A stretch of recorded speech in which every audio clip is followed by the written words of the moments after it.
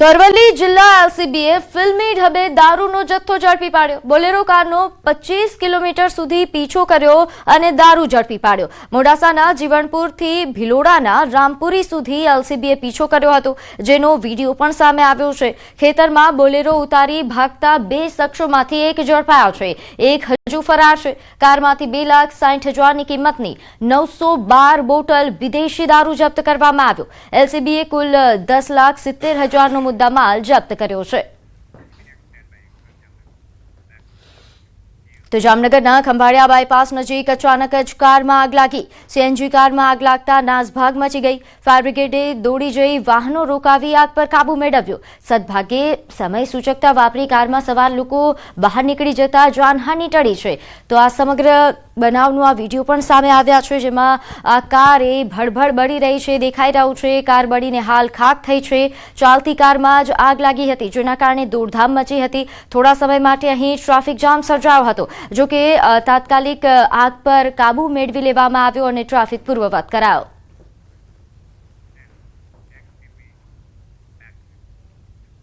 તો સાબરકાંઠા જિલ્લામાં વાતાવરણમાં પલટો। વહેલી સવારથી જ ભારે પવન સાથે વાદળછાયું વાતાવરણ દેખાઈ રહ્યું છે। ભારે પવનથી ખેડૂતોના પાકને નુકસાનની ભીતિ છે। ઘઉં, મકાઈ, શાકભાજી, બટાટા સહિતના પાકને નુકસાન થઈ શકે છે। વાતાવરણમાં પલટો આવતા ખેડૂતોમાં ચિંતાનો માહોલ છે।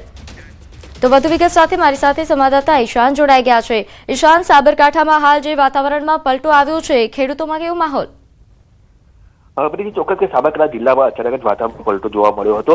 નોંધનીય છે કે વહેલી સવારથી જ વાદળછાયું વાતાવરણ જોવા મળ્યું હતું। આ ઉપરાંત ગઈકાલથી જે ભારે પવન છે, પવન ફૂંકાવાનું ચાલુ થઈ ગયું છે, જેના કારણે જે ઘઉં, મકાઈ સહિતના જે પાક છે, જે ઊંચા પાક હોય છે, તે નવી જવાના પણ બનાવો ક્યાંક સામે આવ્યા છે। આ ઉપરાંત ઠંડીનું પ્રમાણ પણ વધ્યું છે। નોંધનીય છે કે જે આ વધુ જે વાતાવરણ વારંવાર પલટાને કારણે ખેડૂતોના પાકને પણ નુકસાન થઈ શકે છે, એટલે ખેડૂતો પણ હાલ તો ચિંતિત બન્યા છે। જી પ્રીતિ।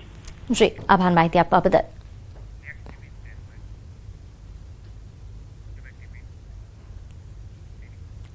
તો અરવલ્લી જિલ્લામાં પણ વાતાવરણમાં પલટો આવ્યો। વહેલી સવારથી અહીં વાદળછાયું વાતાવરણ છવાયું છે।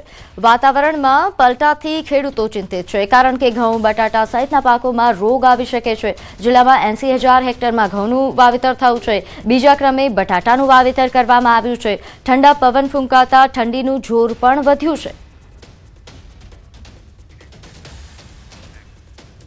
આગળ વાત કરીએ અમદાવાદના રામદેવનગર વિસ્તારમાં પીવાના પાણીની લાઇનમાં ભંગાણ સર્જાયું। અચાનક પાણીના ફુવારા ઉડ્યા અને સમગ્ર વિસ્તાર પાણી બની ગયો। ડ્રેનેજ અને સ્ટોર્મ વોટર વિભાગ દ્વારા તાત્કાલિક મરામતની કામગીરી હાથ ધરાઈ છે। તંત્રની કામગીરીને લઈને લોકોમાં રોષ જોવા મળી રહ્યો છે। તો આ સમગ્ર જે બનાવ છે તેનો વિડીયો પણ સામે આવ્યો છે, જેમાં પાણીના ફુવારા સ્પષ્ટપણે દેખાય છે। હજારો લીટર પાણી વેડફાઈ ગયું છે, જેના કારણે લોકોમાં રોષ છે। તો અચાનક ભંગાણ થતા પાણીના ફુવારા ઉડ્યા હતા અને સમગ્ર વિસ્તાર પાણી થયું હતું। હજારો લીટર પાણી વેડફાયું છે। તંત્રની બેદરકારીના કારણે આ પ્રકારની ઘટનાથી લોકોમાં રોષ છે। આગળ વાત કરીએ અમદાવાદ મહાનગરપાલિકાએ મલ્ટી લેવલ પાર્કિંગ વેચવા કાઢ્યું છે। પ્રહલાદનગરમાં 350 કરોડમાં પાર્કિંગ વેચવા કાઢ્યું। 2024માં બનેલા પાર્કિંગનો ઉપયોગ ન થતા આ નિર્ણય લેવાયો છે। મલ્ટી લેવલ પાર્કિંગ વપરાશ માટે 4 વખત ટેન્ડર બહાર પાડ્યું। 4 વખત ટેન્ડર છતાં કોઈએ રસ ન દાખવ્યો। મલ્ટી લેવલ પાર્કિંગ બનાવવાનો ખર્ચ એ 93 કરોડ રૂપિયા અને મલ્ટી લેવલ પાર્કિંગ હાલ તો શોભાના ગાંઠિયા સમાન બન્યું છે।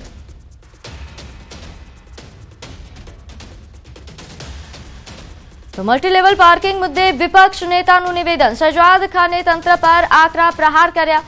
એએમસીએ અણઘડ આયોજન કર્યાનો દાવો કર્યો। પ્રજાના પૈસા ખોટા વાપર્યા હોવાનું તેમના દ્વારા કહેવામાં આવ્યું। करोड़ों रुपए के आयोजन से बने मल्टी लेवल पार्किंग एक नमूने के समान है। कल ही के दिन होने वाली स्टैंडिंग कमेटी में प्रहलाद नगर में बने हुए 93 करोड़ के 93 करोड़ की लागत से 2 वर्ष पहले प्रहलाद नगर के पार्किंग को ऑक्शन करके पूरे के पूरे पार्किंग को बेचने का कार्य लाया गया है। सबसे बड़ा सवाल तो कांग्रेस पार्टी ये उठाती है कि इतने प्राइम लोकेशन पर पार्किंग तो बनाए गए, लेकिन 2 वर्षों में एक भी गाड़ी तो पार्क नहीं हुई। लेकिन अब उसे बेचने का कार्य भारतीय जनता पार्टी कर रही है। તો સ્ટેન્ડિંગ કમિટી ચેરમેન દેવાંગ દાણીનું નિવેદન, સેલ આઉટ કરવા માટે એમસીએ ટેન્ડર કર્યા હતા, ટેન્ડરમાં કોઈ સફળતા નથી મળી. હાલમાં પ્રહલાદનગર ગાર્ડનની વાત કરવામાં આવે તો પીપીપી મોડલ પર નીચેના ફ્લોરો સેલ આઉટ કરવા માટે ભૂતકાળની અંદર કાઢવામાં આવેલા હતા. શરૂઆતમાં કોર્પોરેશનની પોલિસી પ્રમાણે સિંગલ બિડર એટલે કે એક ઓફિસ અથવા તો એક શોપ લેવા માટેના ટેન્ડર કરવામાં આવ્યા હતા, પરંતુ તેમાં સફળતા નથી મળી. ફરી એક વખત મહાનગરપાલિકાએ પોતાની બુદ્ધિનું દેવાળું અહીં ફૂંકી નાખ્યું છે, કારણ કે કરોડોના ખર્ચે અને પોસ્ટ વિસ્તારમાં બનેલું multi level parking with commerce જે કોમ્પ્લેક્સ છે એ કોમ્પ્લેક્સને અને મલ્ટી લેવલ પાર્કિંગને હવે વેચવા માટે મહાનગરપાલિકાએ કાઢ્યું છે. આપ જોઈ શકો છો કે કઈ રીતે આખું મલ્ટી લેવલ પાર્કિંગ બનાવવામાં આવ્યું છે. તેની અંદર જે કહી શકાય કોમર્શિયલી પણ બનાવવામાં આવ્યું હતું, તેની અંદર કહી શકાય કે અનેક વાહનો પાર્ક થાય તે પ્રકારની વ્યવસ્થા કરાઈ હતી. અને જે અંદાજ મારવામાં આવી રહ્યો છે કે જે જમીન સાથે આખું જે કન્સ્ટ્રક્શન થયું હતું તેની અંદાજિત કોસ્ટ જે છે એ 350 કરોડ રૂપિયા માનવામાં આવી રહી છે. અને મહાનગરપાલિકા હવે આ જે કોમ્પ્લેક્સ છે, જે આ મલ્ટી લેવલ પાર્કિંગ છે, અમદાવાદ શહેરના સૌથી પોસ્ટ વિસ્તાર એવા પ્રહલાદનગરમાં બનેલું આ મલ્ટી લેવલ પાર્કિંગ છે, હવે વેચવા માટે કાઢ્યું છે. ખાસ કરીને આ જે પાર્કિંગ છે 2024ની અંદર બનાવવામાં આવ્યું હતું, તેનું ઉદ્ઘાટન છે, લોકાર્પણ કરાયું હતું, પરંતુ 2 વર્ષમાં એક પણ એજન્સી આ મલ્ટી લેવલ પાર્કિંગ અને જે કોમર્શિયલી જે દુકાનો છે તેને લેવા માટે કોઈ ના આવ્યું.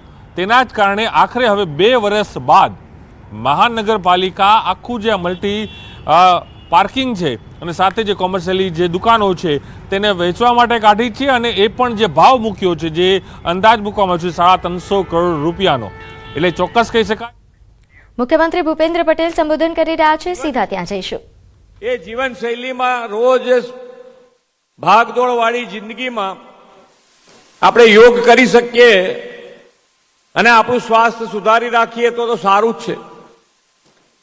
પણ આ જે પ્રમાણે અત્યારની જીવનશૈલી બની છે આપણા બધાની, એ પ્રમાણે આપણે યોગ ના કરીએ પણ માદા પડીએ તો અત્યારે આયુષ્યમાન કાર્ડ એટલું સારું વ્યવસ્થારૂપ થયું છે, આપણા માટે આશીર્વાદરૂપ સાબિત થઈ રહ્યું છે દરેક જણ માટે. હું તો એમ કહું છું કે ભાઈ આયુષ્યમાન કાર્ડ જેના ઘેર આવી ગયું છે, સામાન્ય માણસ છે, ગરીબ છે, જેણે કાર્ડ કઢાવી લીધું છે, તો એ કાર્ડ ખાલી ઘરે રહેવાથી એમના ઘરમાંથી માંદગી દૂર થઈ જાય એટલું તાકાતવાળું આ કાર્ડ બન્યું છે. અને એ તો જેની પાસે પૈસા ના હોય, જેને તકલીફ હોય, એ બધાને ખ્યાલ આવે. જેને ઘણા મા બાપો એવા છે કે છોકરાઓ સારા હોય તો એ મા બાપો વિચાર કરે કે નકામો ક્યાં લાખ રૂપિયા 50,000નો ખર્ચો મારા દીકરાને કરાવું, ને એ માંદગી સહન કરતા હોય. આવાય આપણે મા બાપ આપણા જીવનમાં જોયા હશે, મેં નહીં તમે જોયા હશે. કેટલાય મા બાપ એવા છે, અહીંયા બેઠેલાય ઘણા એવું કર્યું હશે. પણ આયુષ્યમાન કાર્ડ આવવાથી દીકરા અને મા બાપ બધાના પ્રોબ્લેમનું સોલ્યુશન આ કાર્ડ બની ગયું છે. ખૂબ સારી યોજના છે ને એનો લાભ દરેક જણ લઈ શકે એના માટેનો પ્રયત્ન કર્યો છે. તો દરેક જ્યારે જીવનમાં માન્ય વડાપ્રધાનશ્રીએ ક્યારેય નાનો વિચાર કર્યો નથી ને એનો સૌથી વધારે લાભ જો કોઈને મળ્યો હોય તો એ ગુજરાતને મળ્યો છે. કેવી રીતે? તો કે ભાઈ જ્યારે માન્ય વડાપ્રધાનશ્રી અહીંયા મુખ્યમંત્રી હતા ત્યારે આપણા રોડ રસ્તાની વ્યવસ્થા જુઓ, પાણીની વ્યવસ્થા જુઓ, લાઇટની વ્યવસ્થા જુઓ, એક સીમિત માત્ર હતી. મુખ્ય શહેરો હોય તો મુખ્ય શહેર પૂરતી સીમિત હતી. ગામડાઓમાં તો લાઇટનો જ પ્રોબ્લેમ કે ભાઈ ગામડામાંથી જ્યારે લોકો માન્ય વડાપ્રધાનશ્રીને મળતા ત્યારે એવું કહેતા કે ભાઈ વાળું ટાઈમે અમને વીજળી આપશો તો ચાલશે. પણ માન્ય વડાપ્રધાનશ્રીએ એ વખતે વિચાર આખા ગુજરાતનો કરી અને 24 કલાક વીજળી 365 દિવસ આખા ગુજરાતમાં વ્યવસ્થા ઊભી કરી ને એના ફાયદા આજે આપણે લઈ રહ્યા છીએ, એના ફાયદા આપણને મળી રહ્યા છે. આયુષ્યમાન કાર્ડ એકલા સરકારી હોસ્પિટલમાં નથી ચાલતું, પ્રાઇવેટ હોસ્પિટલમાં ચાલે છે. અને એના પરિણામે આજે ગ્રામ્ય સ્તરે પણ મલ્ટી સ્પેશિયાલિટી હોસ્પિટલ બની છે. અને મલ્ટી સ્પેશિયાલિટી હોસ્પિટલ કેમ બને છે?